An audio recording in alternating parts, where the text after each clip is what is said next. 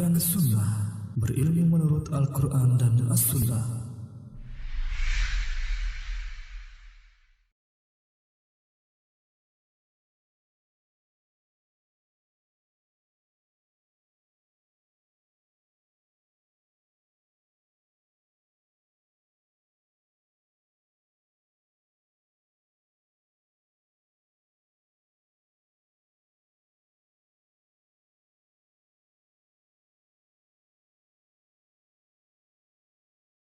Warahmatullahi wabarakatuh. Alhamdulillahi rabbil alamin. Wassalatu wassalamu ala ashrafil mursalin nabiyyina wa maulana Muhammadin wa ala alihi wa sahbihi ajma'in. Wa ashhadu an la ilaha illallah wahdahu la syarikalah. Wa ashhadu anna Muhammadan abduhu wa rasuluh sallallahu alaihi wa ala alihi wa sahbihi wa sallama tasliman katsira. Thumma amma ba'd. Alhamdulillah, kita bersyukur kepada Allah Subhanahu wa taala. Allah memberikan kita bimbingan untuk selalu semangat dalam belajar. Semoga apa yang kita lakukan ini menjadi amal saleh yang ada hasilnya kelak di hari kiamat.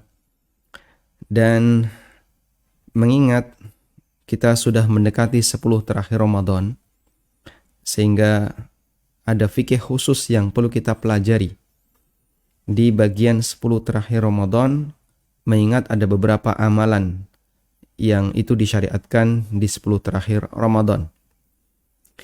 Di antaranya adalah i'tikaf, kemudian yang berkaitan dengan Lailatul Qadar, dan yang ketiga adalah zakatul fitri.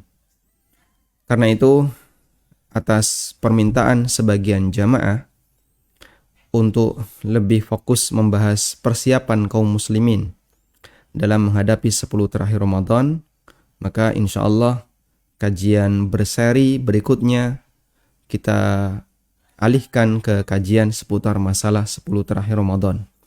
Sementara untuk kajian buku tafsir salat, kita pending terlebih dahulu dan insya Allah akan kita kembali lanjutkan setelah Idul Fitri insya Allah ta'ala. Baik.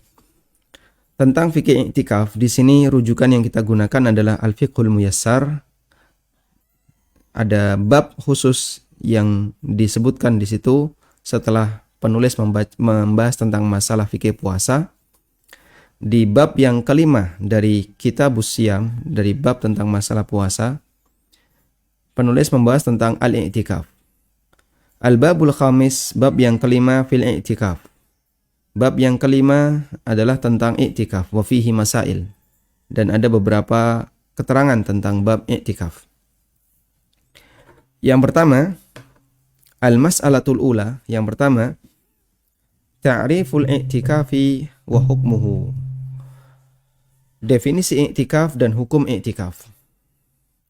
Al-i'tikaf secara bahasa artinya adalah luzumus syai', mendiami sesuatu, diam di tempat tertentu. Wahabsun nafsi alaihi, dan menahan diri di tempat itu, sehingga dia tidak banyak bergerak, tidak banyak melakukan apapun. Bahasa lainnya, i'tikaf secara bahasa, i'tikaf secara bahasa adalah bertapa. I'tikaf fil lughah, i'tikaf dalam makna bahasa artinya adalah bertapa. Saya taruh bawah aja. Bertapa. Karena itu Allah Subhanahu wa taala menyebut perbuatan yang dilakukan oleh orang-orang musyrikin ketika mereka bertapa di depan Tuhannya, Allah sebut dengan i'tikaf. Anda bisa lihat di firman Allah Ta'ala di surat Al-Anbiya ayat yang ke-52. Al-Anbiya 52. Allah menceritakan dialog Ibrahim alaihissalatu wassalam dengan orang-orang musyrikin. Di surat Al-Anbiya ayat 52. Allah berfirman di surat Al-Anbiya ayat 51, Walaqad ataina Ibrahima rusydahu min qablu wa kunna bihi alimin. Sungguh kami telah memberikan kepada Ibrahim rusydahu, petunjuk untuk beliau, min qablu, sebelumnya, wa kunna bihi alimin, dan kami mengetahui kondisi Ibrahim.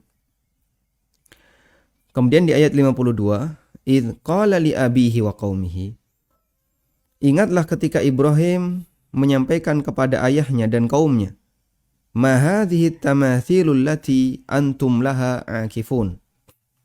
Ma hadhihi tamathilul lati antum laha akifun. Di situ ada kalimat antum laha akifun. At-tamathil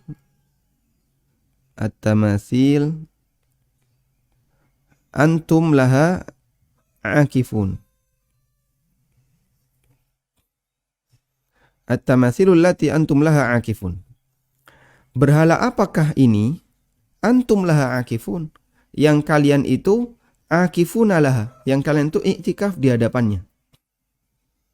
Sehingga Allah Subhanahu wa ta'ala menyebut kegiatan orang-orang musyrikin yang mereka bertapa di depan berhala dengan sebutan iktikaf. Akifun. Nah.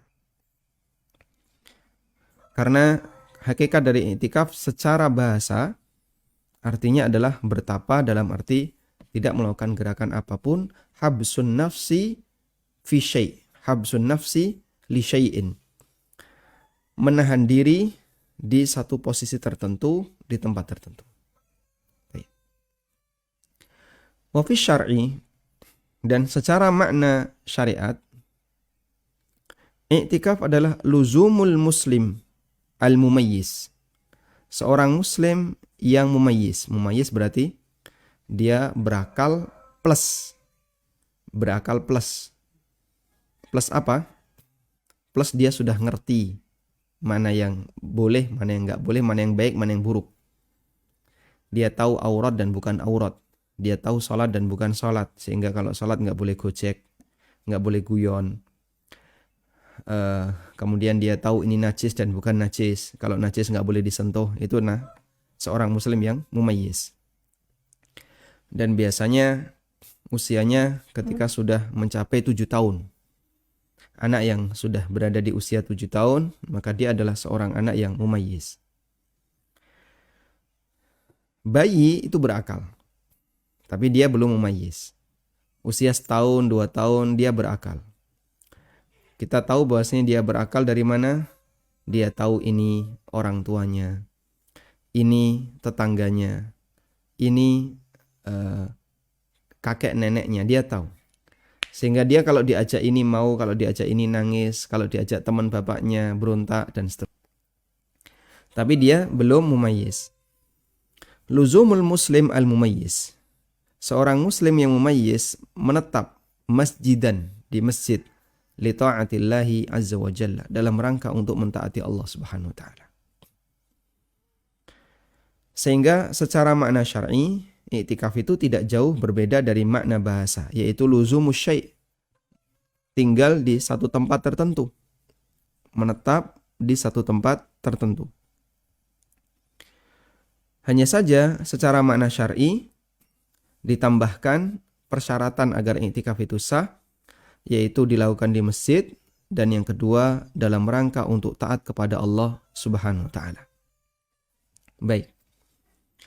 Maka berdasarkan definisi ini, kita bisa memberikan batasan bawahnya, bahwa jika pelakunya bukan muslim, itu tidak bisa disebut iktikaf. Orang Hindu atau orang Buddha yang dia bertapa, kita tidak bisa sebut ini iktikaf secara syariat. Yang kedua, jika pelakunya anak kecil yang belum mumayyiz, maka juga tidak bisa disebut iktikaf, karena dia pasti main-main dan dia belum bisa berniat dan seterusnya.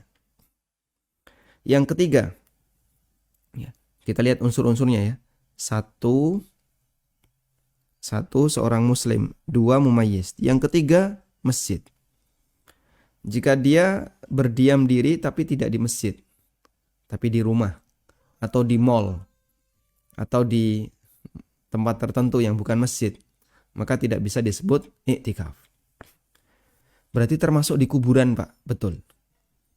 Sehingga kalau ada orang yang nginep di kuburan dalam rangka untuk mencari wangsit, maka itu tidak bisa disebut i'tikaf. Ada salah satu jamaah yang pernah cerita ke saya ketika dia punya masalah, itu nginep di kuburan. Dan ada beberapa orang yang nginep di kuburan. Dan kuburannya kan gede ya. Kalau kuburan mayatnya sih kecil, tapi kanan kirinya dikasih bangunan besar sehingga orang bisa tidur di situ. Ya. Nggak tahu ada AC-nya atau tidak. Ya. Orang bisa tidur di situ untuk mendapatkan bisikan yang menurut dia itu adalah bisikan penghuni kubur. Dan itu tidak jauh dari Jogja tempatnya. Sehingga kalau dia berdiam diri tapi dilakukan di kuburan, maka ini tidak bisa disebut i'tikaf. Li ta'atillah, dalam rangka untuk taat kepada Allah. Bukan taat kepada selain Allah.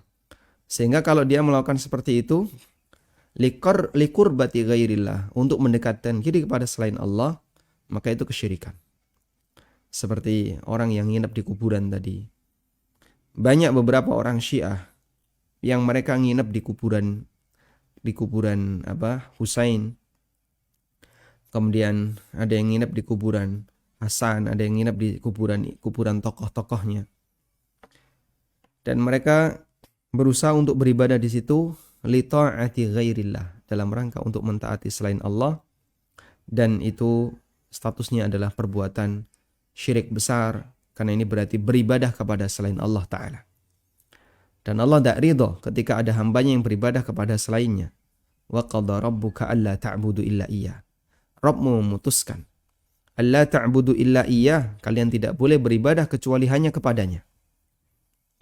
Sehingga kalau ada orang yang beribadah dalam bentuk i'tikaf kepada selain Allah, maka dia melakukan perbuatan kesyirikan. Kemudian satu unsur lagi sebenarnya tadi ketinggalan ya, yaitu luzum. I'tikaf itu berdiam.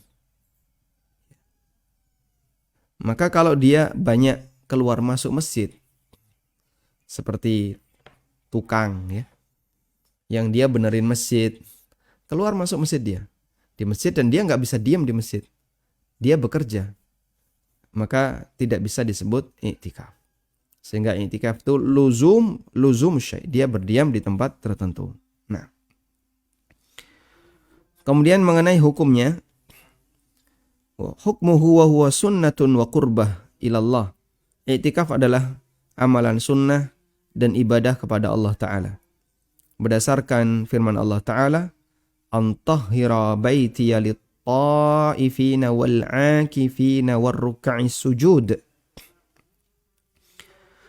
Kalian bersihkan rumahku ini, yaitu Ka'bah, Masjidil Haram, lit-ta'ifin, untuk orang-orang yang mau tawaf, wal-'akifin, dan orang-orang yang i'tikaf, war-ruk'is sujud, dan orang-orang yang mau rukuk dan mau sujud, artinya orang yang mau mengerjakan salat. Wa hadhil ayah dalilun ala masyru'iyyatihi hatta fil umamis sabiqah. Dan ayat ini menunjukkan dalil disyariatkannya i'tikaf, termasuk ya, disyariatkan i'tikaf bagi umat-umat di masa silam. Baik. Di sini ada perintah untuk membersihkan rumah Allah, membersihkan Baitullah, yaitu Masjidil Haram. Siapa yang diperintahkan? Yang diperintahkan di sini dua orang. Tahira, di sini yang diperintahkan ada dua orang. Dua orang itu adalah Ibrahim dan Ismail. Mereka diperintahkan oleh Allah Subhanahu wa Ta'ala untuk membersihkan Masjidil Haram. Kenapa diperintahkan untuk membersihkan Masjidil Haram? Allah Subhanahu wa Ta'ala sebutkan alasannya. Lit-ta'ifin, karena ini mau dipakai untuk orang-orang yang tawaf. Wal-akifin, dan orang-orang yang i'tikaf. warruka'is sujud, dan orang-orang yang salat. Masya Allah.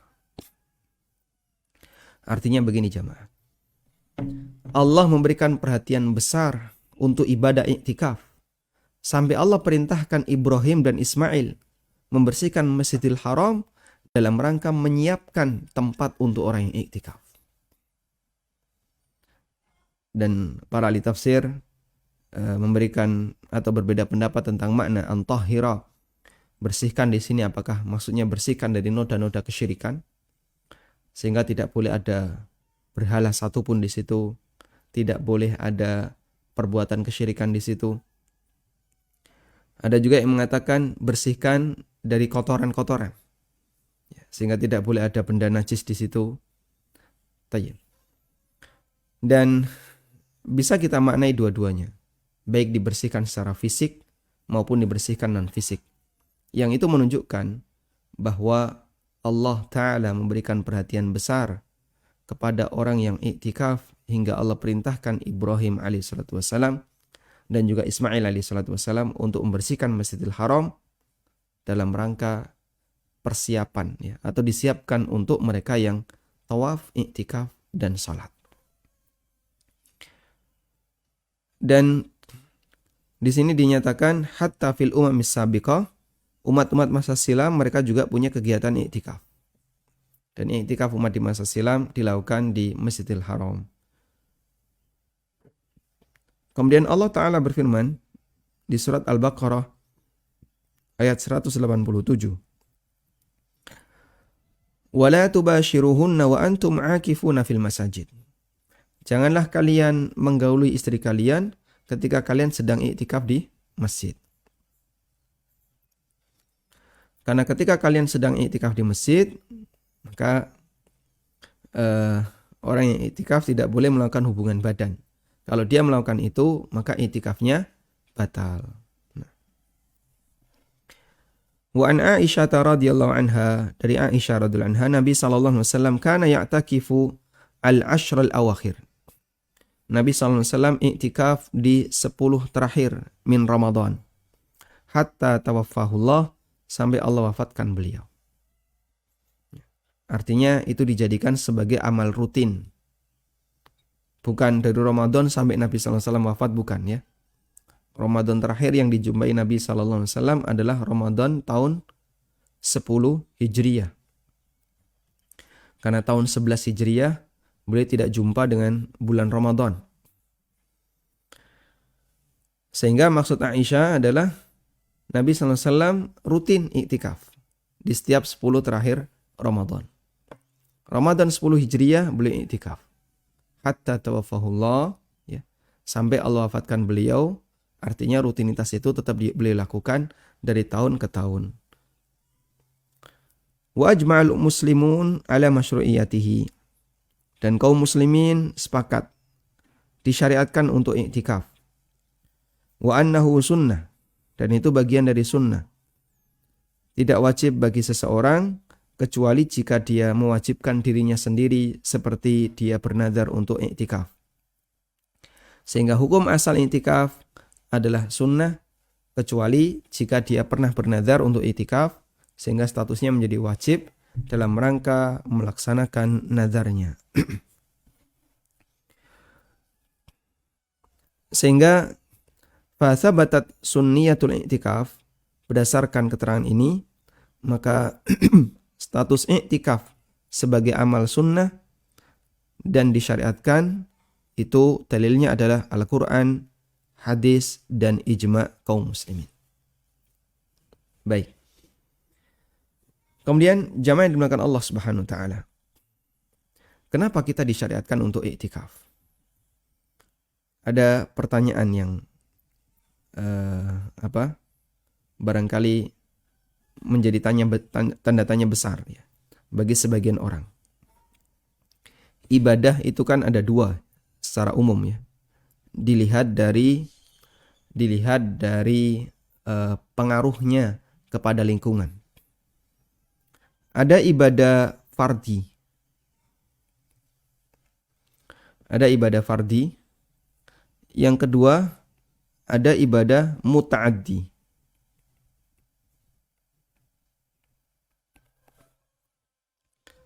Ada ibadah fardhi dan ada ibadah muta'addi.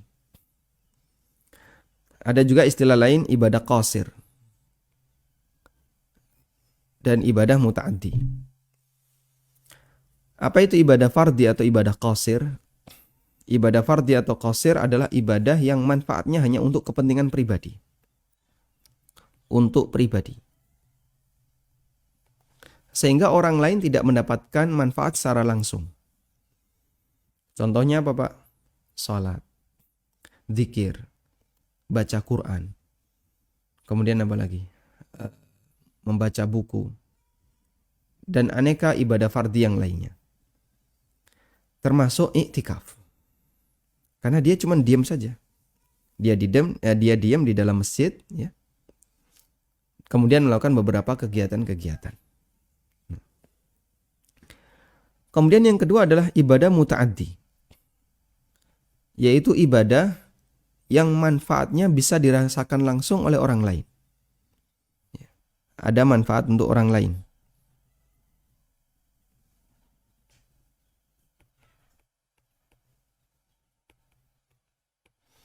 Contohnya apa, Pak?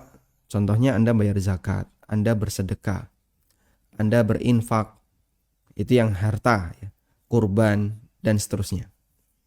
Contoh yang lain kalau yang bukan harta, misalnya Anda mengajar.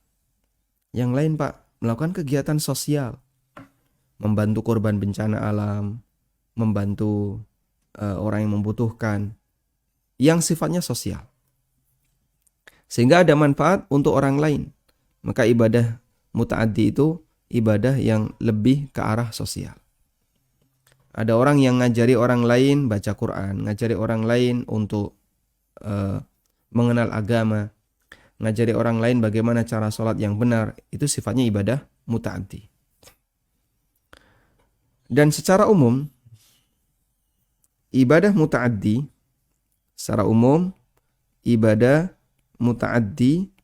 dia nilai keutamaannya lebih besar dibandingkan ibadah yang qasir secara umum, ya. Saya bicara secara umum, artinya ada beberapa kondisi tertentu di mana ibadah qasir lebih utama dibandingkan ibadah muta'addi. Makanya kalau kita perhatikan, Allah Subhanahu wa taala memberikan pahala yang besar untuk orang yang melakukan ibadah muta'addi. Seperti orang yang berdakwah. Dia mengajak orang lain untuk berbuat baik. Allah Subhanahu wa taala janjikan bagi dia apa? Pahala untuk ibadahnya plus pahala dari setiap orang yang mengikutinya. Ya. Makanya Allah katakan, "Wa man ahsanu qawlan mimman da'a ilallahi wa amila salihan wa qala innani minal muslimin."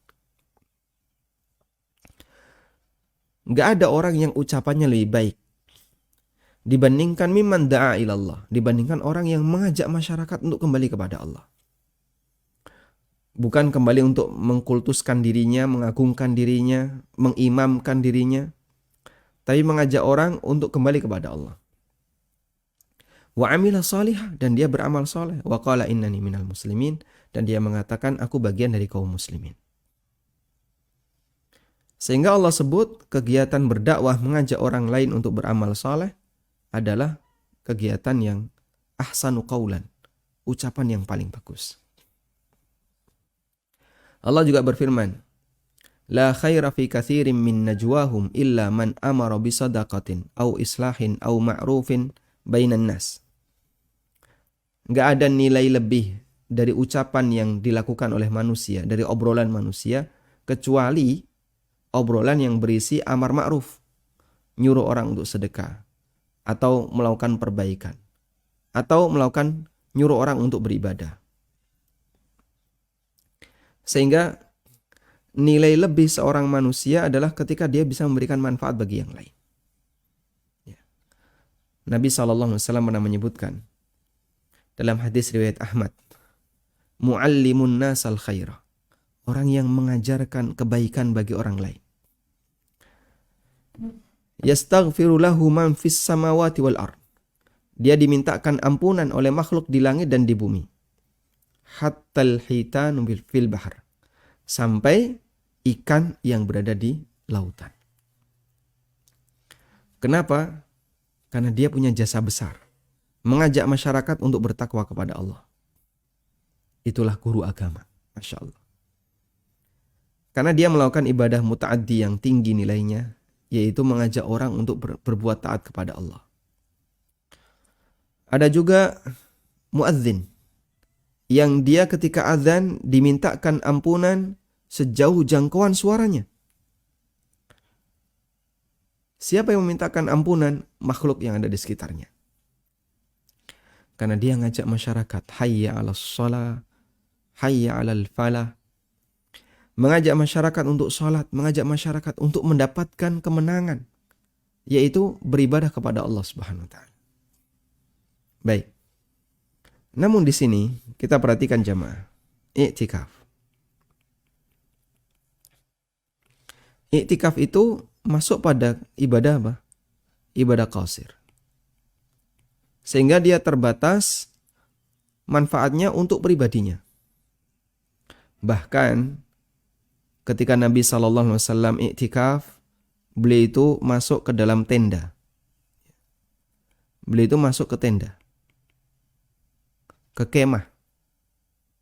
Bukan tenda ya, kemah. Kemah yang ada di dalam masjid. Jadi itu ditutupi itu kanan kirinya.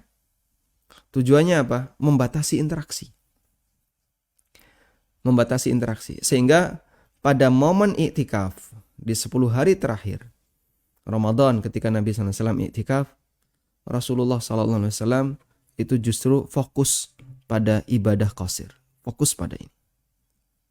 Di momen i'tikaf, beliau banyak baca Al-Quran, beliau banyak beliau banyak berzikir, bermunajat dengan Allah di momen i'tikaf. Beliau malah limpahkan ibadah itu fokus di ibadah qasir. Sehingga Rasulullah SAW tidak membuka diri. Enggak seperti biasanya beliau duduk bareng sahabat, lalu sahabat bertanya, kemudian beliau ngasih jawaban. Beliau ngasih tausiah sehingga membuat sahabat itu sadar. Kemudian beliau ngasih ceramah, hadis beliau sampaikan. Tidak seperti itu. Tapi beliau lebih banyak menyendiri. Makanya dikasih tirai begitu ya, sehingga membatasi interaksi dengan yang lain. Itu yang dilakukan Nabi SAW ketika beliau i'tikaf. Nah, yang jadi pertanyaan, kenapa kita disyariatkan seperti ini? Kenapa kita disyariatkan untuk i'tikaf? Ibnu Qayyim menjelaskan dengan sangat bagus. Hikmah dari i'tikaf, yang itu ibadah yang aneh gitu ya. Makanya sampai orang i'tikaf itu kan makruh untuk menjenguk orang sakit, makruh untuk mengiringi jenazah. Sehingga kalau ada orang yang sedang i'tikaf, tetangga masjid ada orang mati, dia nggak boleh keluar masjid. Kok aneh ini Pak? Ya itulah keistimewaan i'tikaf. Sehingga dia fokus di ibadah qasir, sementara untuk ibadah yang sifatnya sosial, ngiringi jenazah, menjenguk orang sakit dan seterusnya, ditinggalkan semuanya. Fokus di ibadah qasir. Apa hikmahnya? Sehingga sampai i'tikaf itu disyariatkan sedemikian rupa, sampai dimakruhkan bagi orang i'tikaf untuk jenguk orang sakit. Aisyah radhiyallahu anha pernah bercerita pada waktu beliau i'tikaf ya. Beliau pernah melakukan atau pernah keluar masjid untuk menunaikan hajat tertentu. Ada orang sakit nggak dijenguk, cuman lewat aja Aisyah. Sehingga nggak diem terus tanya kabar, kemudian memperhatikan keadaan, mendoakan, tidak. Cuman lewat aja. Sama sekali tidak. Jadi Aisyah pulang ke rumah, di rumah itu, wallahu alam itu rumah siapa, apakah rumahnya Abu Bakar atau rumahnya Aisyah. Ada orang yang sedang sakit dan Aisyah sama sekali tidak menjenguk orang ini, cuman lewat aja. Karena bagi orang yang i'tikaf dimakruhkan bagi dia untuk menjenguk orang sakit, mengiringi jenazah dan yang lainnya. Baik. Hikmahnya kata Ibnu Qayyim adalah masalah interaksi.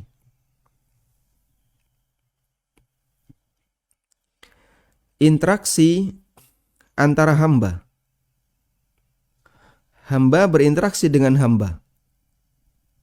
Dan hamba berinteraksi dengan hamba, dan hamba berinteraksi dengan Allah Subhanahu wa taala. Baik. Ketika hamba berinteraksi dengan sesama hamba, makhluk berinteraksi dengan makhluk, ini yang muncul apa? Yang muncul potensi dosa. Potensi dosa, kemudian murni mubah, kemudian apa lagi? Sakit hati, dan aneka efek-efek yang lainnya ketika makhluk berinteraksi dengan makhluk. Makanya perbuatan ini semua atau kondisi ini semuanya bisa menurunkan potensi kekuatan mental seseorang. Sehingga mental turun. Artinya kualitas posisi hati itu lebih rendah. Berbeda ketika seorang hamba berinteraksi dengan Rabb-nya, bermunajat dengan Allah. Maka ini bisa menaikkan mental, menambah kekuatan mental. Bentuk kekuatan mental itu seperti apa, Pak? Al-qurbah, wal muraqabah, kedekatan, merasa diawasi, bermunajat. Itu bisa menyebabkan seorang hamba semakin yakin dengan Rabb-nya, semakin cinta dengan Allah Subhanahu wa taala. Dan itulah bentuk menambah kekuatan mental yang ada dalam dirinya. Nah, sehingga ketika orang itu memiliki kekuatan mental yang bagus, akan memberikan pengaruh besar. Dia lebih bisa bersabar. Dia bisa lebih yakin. Tauhidnya lebih kuat. Kedekatan dengan Allah lebih kuat. Ketergantungan hati dengan Allah lebih kuat. Sehingga ketika dia membutuhkan sesuatu, yang diingat pertama adalah Allah. Ketika kita melihat sesuatu, yang terucap pertama adalah Allah yang dipuji. Karena ada ta'alluqul qalbi. Sehingga di sini akan menambah ketergantungan hati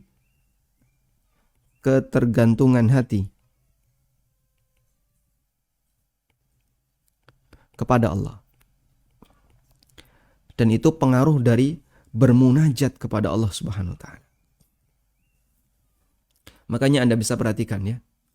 Beda kualitas orang yang rajin baca Quran dengan gak pernah baca Quran. Beda kualitas orang yang bangun malam untuk sholat dengan orang yang gak pernah bangun malam. Beda kualitas orang yang kenal tauhid dan yang gak kenal tauhid. Yang dekat dengan agama dengan orang yang gak dekat dengan agama, sama atau beda? Beda. Kelihatan sangat mencolok di depan mata kita. Sehingga Anda bisa perhatikan. Ada dua orang yang sama-sama karyawan. Dua orang yang sama-sama miskin. Dua orang yang sama-sama kaya. Dua orang yang sama-sama pejabat. Bahkan bisa jadi sama-sama pangkatnya. Misalnya aparat dengan aparat. Pangkatnya sama. Yang satu dekat dengan agama. Yang satu jauh dari agama. Beda Pak, di pandangan mata kita beda. Kualitas orangnya beda. Ya. Sehingga kadang kita lihat ya. Ini orang dekat dengan agama. Ini yang lain ini gak dekat dengan agama. Kalau dia punya masalah, rata-rata tanyanya kepada yang dekat dengan agama. Ya. Saya tadi di rumah saya itu kayaknya ada gangguan ini, ada gangguan. Kamu takut apa? Katanya ada jin-jin tuh ini ya. Bayangan orang awam terhadap jin itu seperti sesuatu yang sangat menakutkan. Yang aneh-aneh begitu ya. Akhirnya dia arahnya kadang ke klenik dan seterusnya. Orang yang dekat dengan agama beda. Dia tahu apa yang sikap yang benar yang harus dia lakukan. Mentalnya lebih kuat. Ketika dia punya masalah, punya musibah, mentalnya lebih kuat. Karena pengaruh ketergantungan hati dia kepada Allah, kedekatan dia dengan Allah Ta'ala. Ya. Makanya kadang saya melihat orang yang yang dia tidak punya kedekatan dengan agama, ketika dia punya masalah dengan orang yang dekat dengan agama, saat dia punya masalah, suasananya sangat jauh berbeda. ada salah satu kawan yang dia punya perusahaan ya, dan suka tender dengan pemerintah. Namanya tender kan kadang menang kadang kalah gitu ya. Dia cerita, sebelum dia ngaji, sebelum dekat dengan agama, kalau misalnya kalah tender, ada tawaran sogok, ada permintaan nanti kamu bisa ngasih berapa dan seterusnya. Bagi dia ketika dia kalah, itu Masya Allah terpukul sekali. Ketika ada rugi dia, tender rugi, terpukul dia, sakit hati. Tapi begitu sudah ngaji, rasanya beda kan ya. Dulu waktu sebelum ngaji, sebelum kenal agama dengan baik, sebelum banyak belajar agama, saya kalau kalah tender, kalau ini rasanya terpukul. Sekarang santai saja. Itulah pengaruh kekuatan mental jemaah. Ketika posisi Merapi sedang dalam kondisi bahaya, antara orang yang dekat dengan Allah dan orang yang jauh dari Allah beda suasananya. Makanya dengan i'tikaf yang itu merupakan salah satu ibadah untuk memperbanyak bermunajat dengan Allah, hamba itu diajak meningkatkan mentalnya agar dia punya kekuatan mental yang cukup sehingga ketika dia mengalami musibah, dia menghadapi masalah, dia berinteraksi dengan sesama hamba yang lain, dia lebih siap. Sementara kalau makhluk hanya tiap hari interaksinya dengan makhluk yang dia tahu cuman dunia, duit, orang, duit, konsumen dan seterusnya, itu semakin menurunkan mental. Baik. Anda silahkan buka firman Allah Subhanahu wa taala ketika Allah perintahkan kepada Musa alaihissalatu wassalam untuk menyiapkan Bani Israel.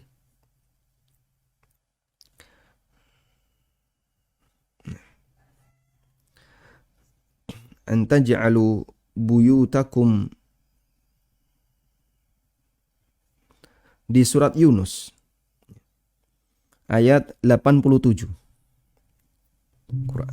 Firman Allah di surat Yunus ayat 87. Allah mengatakan, wa auhayna ila Musa wa akhihi an tabawwa'a liqaumikuma bimisra buyutan waj'alu buyutakum qiblatan wa aqimus shalah wa basyiril mu'minin. Dan aku wahyukan kepada Musa dan saudaranya, siapa? Harun alaihissalam. An tabawwa'a liqaumikuma bimisra buyutan. Hendaknya kalian siapkan untuk kaum kalian Bani Israel rumah-rumah di Mesir. Waj'alu buyutakum kiblatan. Jadikan rumah-rumahmu itu sebagai kiblat. Wa aqimus shalah, dan tegakkanlah salat. Nah,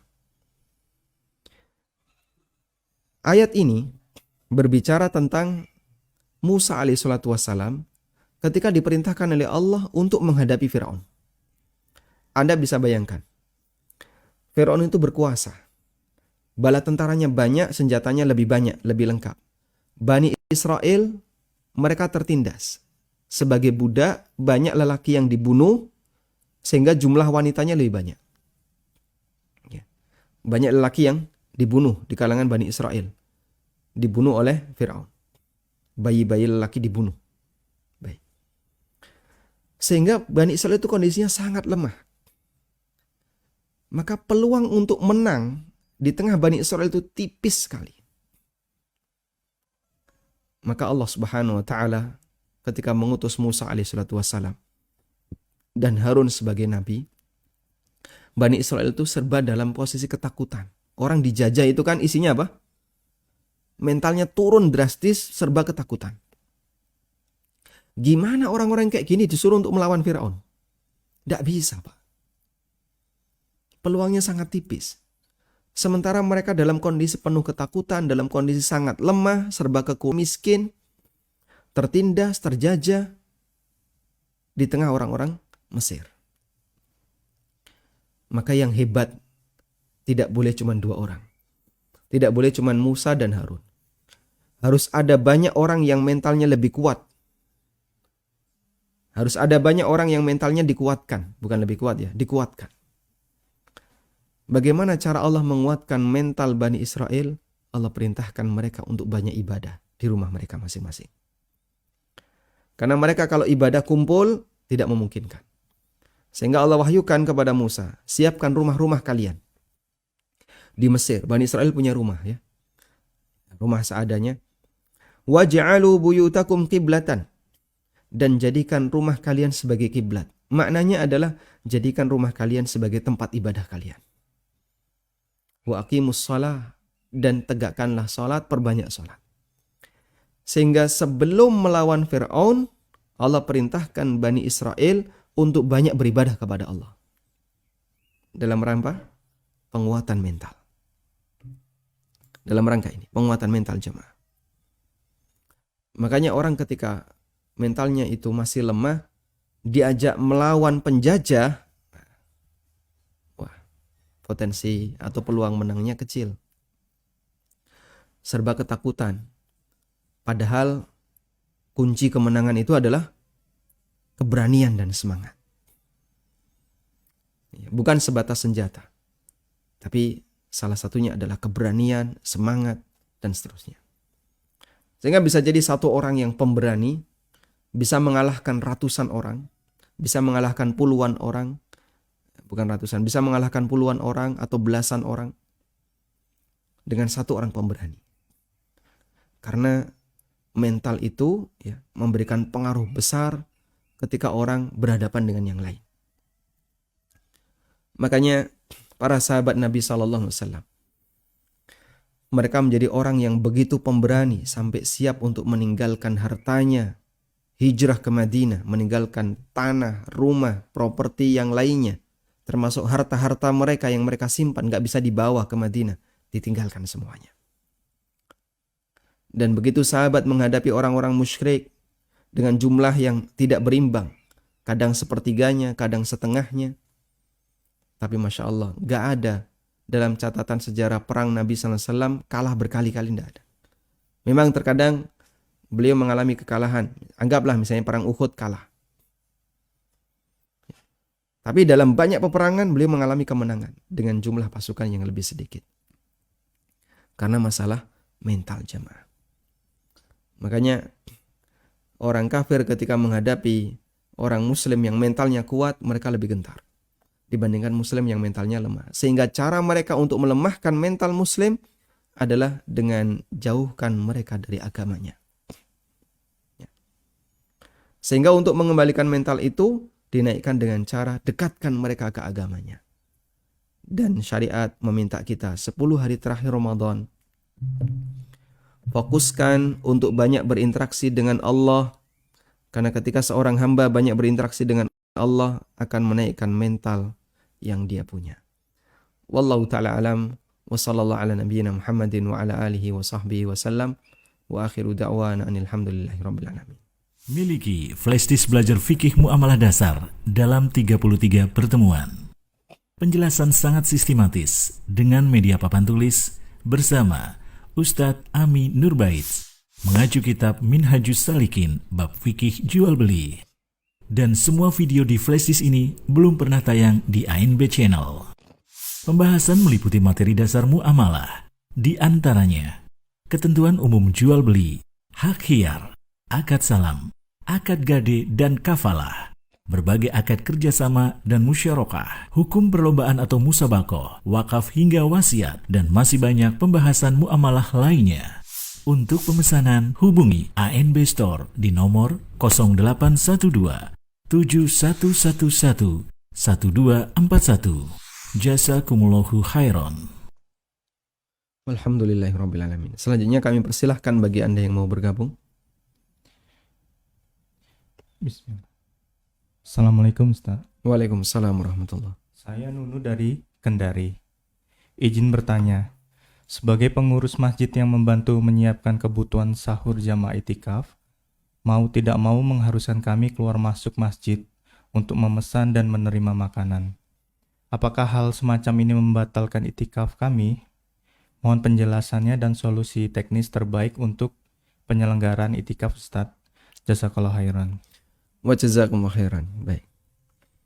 Memang dalam kondisi tertentu ketika kita tidak bisa i'tikaf, ya, Anda barangkali tidak perlu memaksakan.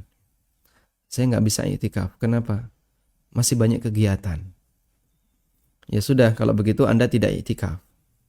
Nanti di momen Ramadan berikutnya atau momen-momen Ramadan yang lain, Anda bisa lebih siap lagi, sehingga tinggalkan semua kesibukan, atur jadwal dengan baik, selesai urusan di hari yang ke-20. 21 ke atas, Anda lebih fokus untuk kegiatan i'tikaf. Tapi kalau Anda tidak bisa dengan itu, karena ada banyak urusan, apalagi posisi Anda sebagai takmir yang melayani mereka yang i'tikaf, sehingga Anda harus keluar masuk, Anda banyak bergerak, Anda tidak bisa diam di dalam masjid, berarti bisa jadi Anda melayani tapi Anda tidak i'tikaf. Mungkin mereka para takmir masjid yang ada di Masjidil Haram yang pakai seragam itu ya, atau di Masjid Nabawi yang mereka pulang, mereka bekerja sebagai karyawan Masjidil Haram, Masjid Nabawi, dan mereka digaji. Di posisi ini mereka tidak bisa i'tikaf, sehingga mereka datang ke masjid melayani orang-orang yang i'tikaf, ngatur masjid, tapi mereka sendiri tidak bisa i'tikaf. Sebagaimana para petugas haji, mereka nggak bisa haji, tapi mereka petugas. Sehingga nggak boleh mereka kok pakai ihram gitu ya, terus ikut wukuf di Arafah, nggak boleh. Mereka harus pakai seragam. Pakai seragamnya, pakai celana, pakai baju. Dan itu larangan-larangan ihram, sehingga mereka tidak haji. Tapi mereka ada di tengah jamaah haji. Di satu kesempatan ketika mereka diizinkan untuk haji, mereka cuti, lalu mereka haji. Sehingga ketika tidak memungkinkan, ya, berarti Anda tidak i'tikaf, dan insya Allah semoga Allah memberikan pahala kepada Anda, pahala yang melimpah karena Anda membantu orang lain untuk beribadah. Wallahu a'lam. Baik, silahkan. Assalamualaikum. Waalaikumsalam warahmatullahi. Ustaz izin bertanya. Ya, saya mau tanya, apakah setelah kita kan bangun itu harus baca Allahu Akbar atau Mohon maaf, selesai? suaranya putus. Hmm. Apakah titik-titik Apakah setelah itu? hilang suaranya? Apa? Halo? Iya, silakan. Setelah kita itu bangun begitu, kita harus baca Allahu Akbar atau ini Allah. Kayaknya belum bisa menangkap ya. Coba. Anda bisa ambil. Waalaikumsalam. Iya, silakan. Coba diulang. Gini, kalau kita setelah bangun Bangun tidur. itu kan bangun Oh, bangun ruku. itu kan baca Allah Sami Allah liman hamidah. atau Allahu Akbar dulu. Apakah Allahu Akbar dulu? Ataukah langsung Sami Allah liman hamidah? Ya. Baik. Cukup, Ibu? Masya Allah. Barakallahu fikum. Baik. Ketika kita bangun ruku, apakah kita mengucapkan Sami Allahu liman hamidah saja ataukah perlu ditambahi Allahu Akbar? Jawabannya satu saja, yaitu tasmi'. Sami Allahu liman hamidah. Langsung doa, Rabbana walakal hamdu. Dan tidak perlu ditambahi Allahu Akbar. Sehingga nggak perlu gini ya. Allahu Akbar, Sami Allahu liman hamidah, Rabbana walakal hamdu. Makmumnya bingung nanti ya. Namun cukup Sami Allahu liman hamidah dan tidak perlu ditambahi Allahu Akbar. Kemudian baca Rabbana walakal hamdu. Wallahu a'lam. Assalamualaikum, Ustaz. Waalaikumsalam warahmatullahi. Musola dekat rumah saya tidak terlalu besar. Kalau sedang itikaf, terkadang jamaah lain membaca Al-Quran dengan suara yang keras, sehingga saya agak kurang khusyuk. Bagaimana menyikapinya, Ustaz? Terima kasih. Baik. Pertama, kalau Anda bisa minta kepada takmir agar itu dikondisikan dengan baik, insya Allah lebih bagus. sehingga Anda sampaikan ke takmir, Pak, gimana kalau kita buat suasananya lebih nyaman untuk iktikaf di sini, nggak banyak gangguan. Kalau takmir setuju dengan itu, alhamdulillah. Anda bisa iktikaf di situ dengan suara yang lebih lirih dan tidak ada gangguan.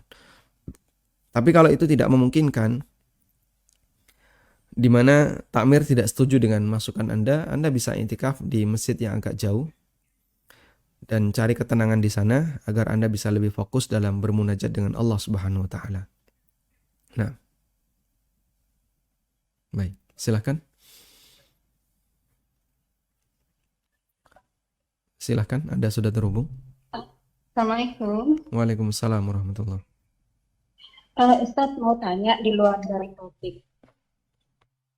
Ini kan adik saya ada hutang ke saya untuk pinjaman online.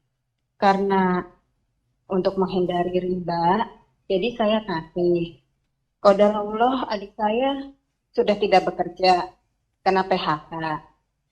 Dan sehari-hari itu dari istrinya yang bekerja, tapi masih kekurangan. Bolehkah piutang ke adik saya itu saya niatkan untuk zakat mal saya? Baik. Barakallahu fikum, jazakallahu khairan katsiran. Assalamualaikum. Waalaikumsalam warahmatullahi. Bolehkah piutang dijadikan sebagai zakat? Dengan gambaran seperti yang ditanyakan tadi ya. Pertanyaan seperti ini beberapa kali sudah masuk ke redaksi kami. Dan ada beberapa fatwa yang disampaikan oleh para ulama. Di antaranya adalah fatwa dari Syekh Abdullah Jibrin. Kemudian juga pernah disampaikan oleh Syekhul Islam Ibnu Taimiyah. Mereka menegaskan bahwa pemutihan utang tidak bisa dijadikan sebagai zakat. Pemutihan utang.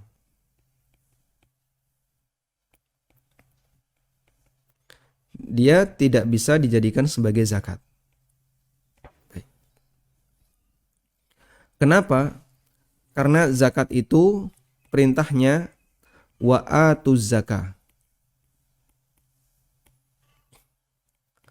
Tunaikanlah zakat. Tunaikanlah zakat. Sehingga ada unsur ikhraj. Ada unsur ikhraj. Mengeluarkan. Ada unsur mengeluarkan. Maka kalau zakat itu tidak ada unsur mengeluarkan, ini tidak bisa disebut sebagai zakat. Nah, piutang itu kan tidak mengeluarkan. Uang saya ada di tempat orang lain. Dan dia belum bisa mengembalikan. Saya tunggu-tunggu, sudah lama sekali, sudah lebih dari setahun. Kayaknya nggak ada kabar dari dia apapun. Ya. Nggak ngasih info, nggak apa, nggak minta maaf, misalnya ya. Dia juga nggak mengembalikan sepeser pun, nggak nyicil. Lalu satu waktu kita mau bayar zakat dan nominalnya zakat yang kita keluarkan sama dengan piutang kita di situ. Bolehkah kita niatkan bahasanya ya sudahlah, itu nggak saya tarik, saya putihkan dengan niat sebagai zakat saya? Jawabannya nggak boleh. Sehingga tidak sah sebagai zakat.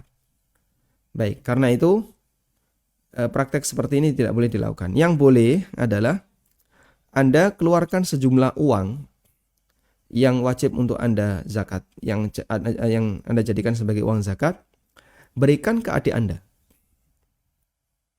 Misalnya utangnya 5 juta dan zakat Anda 5 juta, kasih ke dia 5 juta. Nah, nanti kan dia menggunakan uang 5 juta itu. Ternyata 5 juta itu dipakai untuk bayar utang, silahkan Anda terima. Anda boleh melakukan seperti itu. Tapi tidak boleh ada perjanjian ya. Cuman kita ngasih aja, ini 5 juta zakat dari kami. Kemudian dia menerima. Nah, dia mau bayar utang atau mau dipakai untuk kepentingan pribadi, itu terserah dia. Andai setelah dia menerima, terus dipakai untuk membayari utang yang ada di tempat Anda, hukumnya diperbolehkan. Wallahu a'lam. Baik, silakan. Halo, assalamualaikum. Waalaikumsalam warahmatullahi. Betul dengan ayat? Gimana Ibu? Betul dengan ayat ANB Channel, ya betul. Iya, bilang bisa bertanya. Silahkan. Iya, saya mau bertanya apa namanya keluar dari tema mengenai bagaimana hukumnya menjadi karyawan yang eh, Badan Pengelola Keuangan Haji.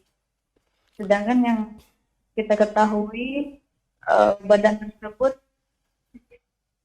mengelola keuangan haji itu bagian besar kelola di Bank Syariah Indonesia gitu. Ibu di posisi sebagai apa di BPKH? Sebenarnya belum bekerja, hanya saja ada lowongan dan saya masih suami sih, mau apakah ngelamar atau tidak gitu. Baik. Iya, itu saja. Barakallah. Cukup Ibu? Ya, cukup. Terima kasih jazakallah khairan. Baik. Bagaimana hukum bekerja di BPKH ya, Badan Pengelola Keuangan Haji? Secara detail saya tidak tahu ya tentang apa saja yang dilakukan di BPKH ini. Dan kita tahu ini adalah lembaga negara ya, yang bertugas khusus untuk mengelola dana haji itu agar bisa disalurkan ke tempat yang benar. Dan kita tentunya punya harapan besar agar dana ini dikelola dengan baik, dan kalaupun menghasilkan keuntungan itu adalah keuntungan yang mubah dan halal.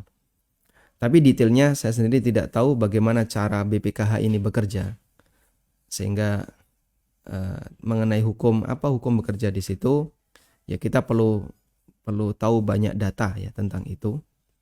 Dan sekiranya misalnya Anda merasa bahasanya di situ tidak ada pelanggaran, ya, silahkan Anda boleh mendaftar dengan ketentuan sebagai seorang wanita. Tentu ketika bekerja harus ada batasan-batasan syar'i, di mana tidak boleh ikhtilat, tidak boleh berkhalwat, ya, dan beberapa batasan syar'i yang lainnya. Wallahu ta'ala alam. Baik, silahkan. Assalamualaikum Ustaz. Waalaikumsalam warahmatullahi. Ustaz, izin bertanya. Bacaan kunut witir itu dilakukan setelah ruku atau sebelum ruku?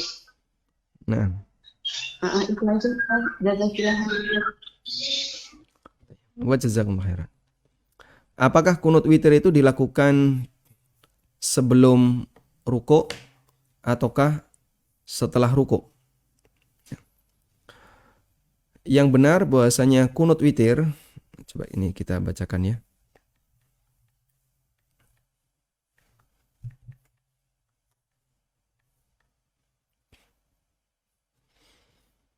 Kunut witir, apakah dia dilakukan sebelum ruku ataukah sebelum ruku? Setelah ataukah sebelum ruku?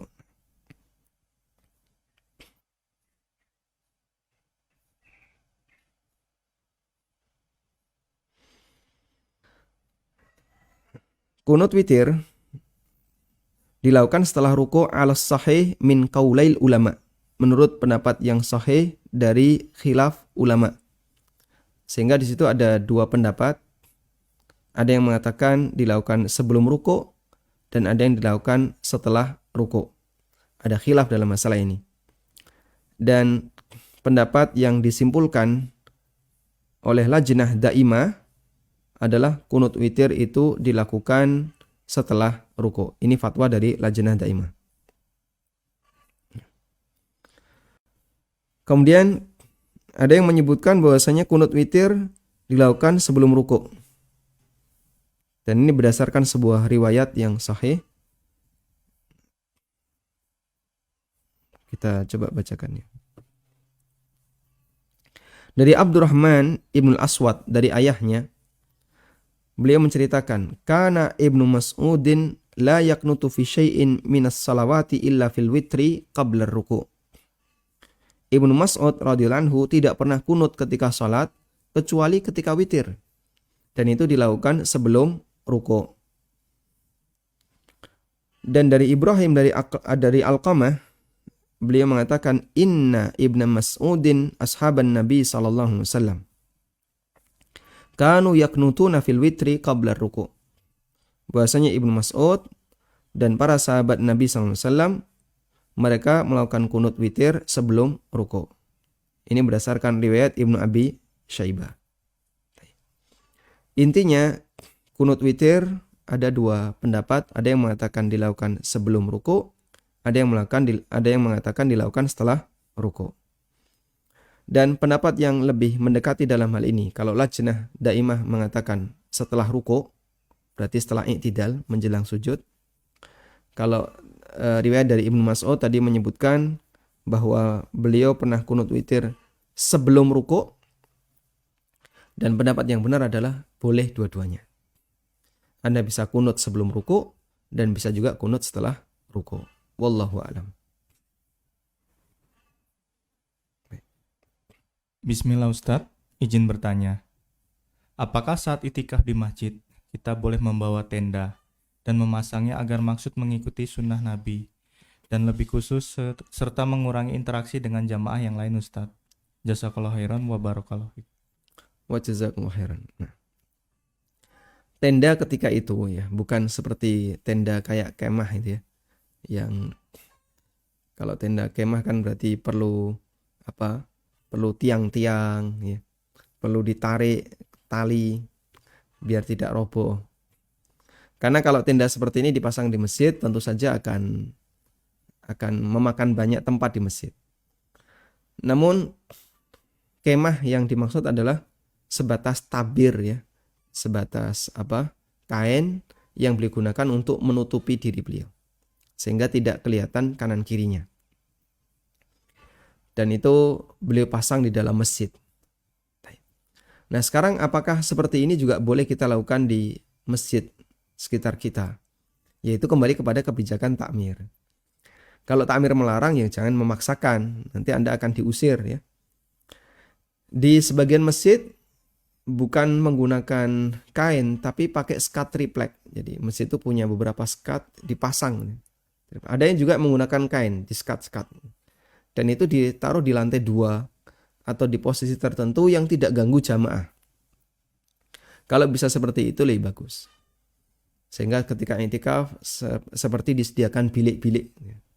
Bilik-bilik kecil-kecil di sudut-sudut masjid atau di lantai atas yang itu tidak dipakai untuk kegiatan jamaah, tidak dipakai untuk TPA dan seterusnya. Nah kalau ada seperti itu lebih bagus. Atau kalau tidak bisa gimana Pak? Sementara kita ingin membatasi interaksi. Ya sudahlah pokoknya Anda mojok saja.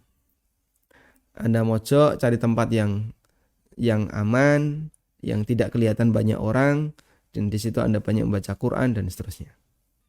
Cuman biasanya orang kalau di posisi seperti ini gak betah lama. Sehingga dia kalau mojok duduk di sini terus selama 10 hari. Ya kalaupun bergeser ya tidak jauh. Ya memang itulah i'tikaf yang maksimal.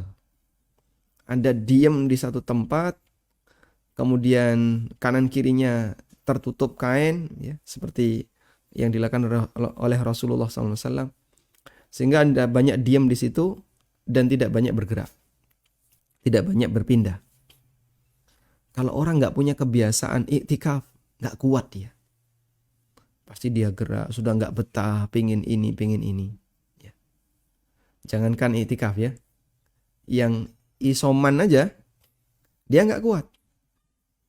Hanya di satu kamar, ya, disediakan satu kamar. Sekarang isolasi mandiri karena positif tapi OTG. Itu kadang orang nggak kuat selama 14 hari. Akhirnya mutung di hari yang kelima udah pulang, atau di hari yang keenam sudah pulang. Padahal i'tikaf bisa jadi tempatnya lebih sempit. Atau dia diam di satu tempat dan tidak banyak beraktivitas. Dalam kondisi sedang berpuasa. Mungkin bagi sebagian orang akan lebih tidak betah. Tapi Anda bisa perhatikan ya. Orang-orang kafir. Mereka ketika bertapa itu betah. Apa sih yang dibaca oleh orang yang bertapa itu? Dia cuma ngambil posisi ya. Dan tangannya itu ya, tangan bertapa ya. Ada yang gini, ada yang gini, ada yang nggak karuan itu ya. Seperti yang kita lihat dalam kegiatan orang-orang yang bertapa yang sedang yoga itu. Dia diam gitu terus. Apakah dia bermunajat dengan Allah? Tidak. Terus dia itu ngapain? Ya dia merasa tenang dengan itu. Nah, Muslim tidak diajarkan demikian. Membaca Quran, dzikir. Dan dia silakan duduk, senderan, diem. Tapi kadang gak betah. Makanya ketika orang kafir punya kegiatan iktikaf, Allah kasih, Muslim juga punya. Iktikafnya orang kafir di depan berhala, mereka bertapa mengagungkan selain Allah. Iktikafnya orang Muslim, mereka membaca Al-Quran. Mereka berzikir, bermunajat dengan Allah Ta'ala. Dan kita tidak diperintahkan sebagaimana gayanya orang yang senam yoga.